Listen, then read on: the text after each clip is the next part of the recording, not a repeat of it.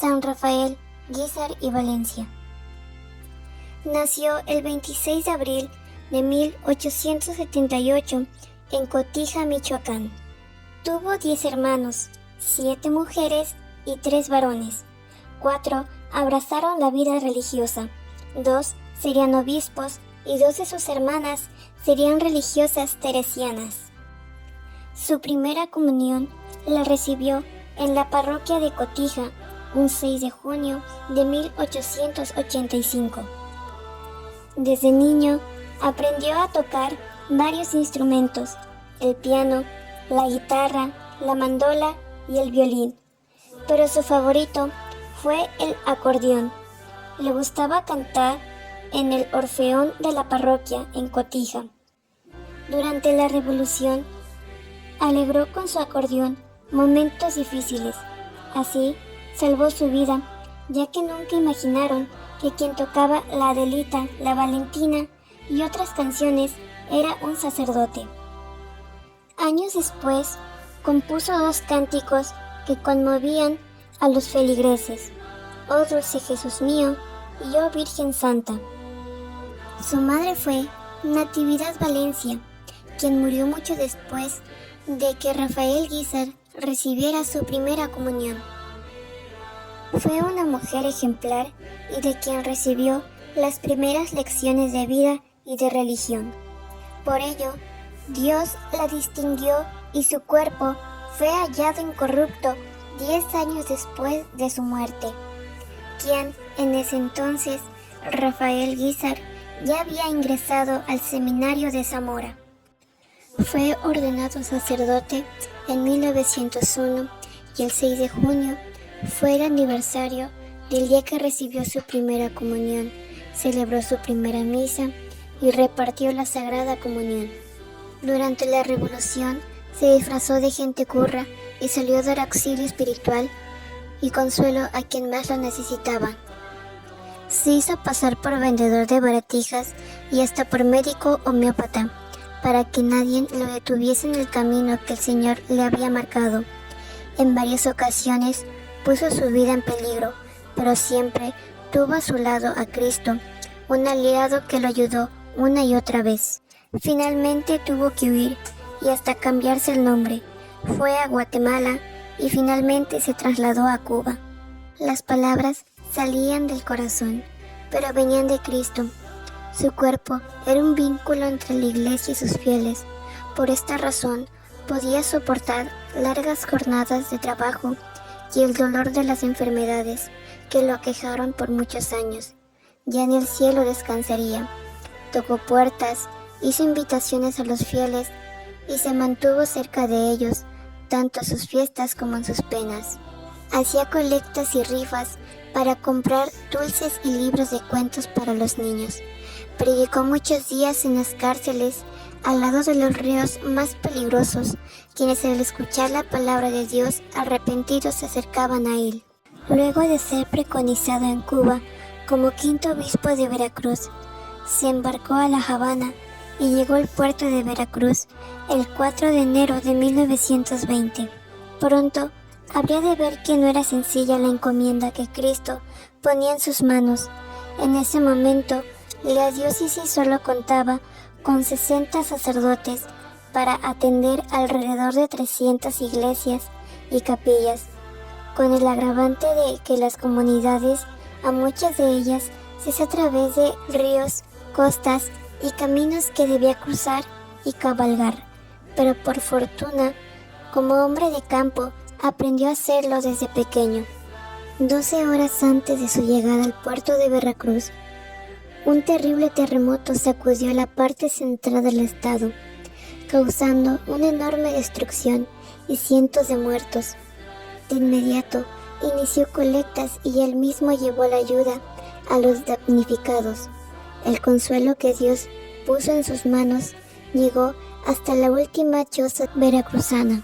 Una de las primeras cosas que buscó al llegar a Jalapa fue recuperar el edificio del seminario, que había sido destruido por las fuerzas carrancistas en 1914.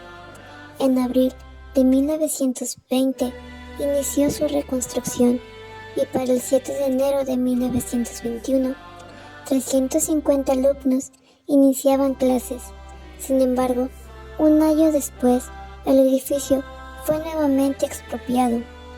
Se trasladaron a Perote y a la Ciudad de México, pero a pesar de los momentos tan difíciles que viviría la iglesia en los años venideros, mientras vivió, el seminario no dejó de funcionar un solo día.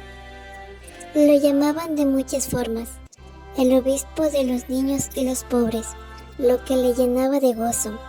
En 1930 afirmaron que escribía en el diario El Hombre Libre. Lo cierto es que siempre estuvo de acuerdo con ellos, ya que pedían la revisión del acuerdo de 1929, la libertad de cultos y el cese a la represión contra la Iglesia Católica.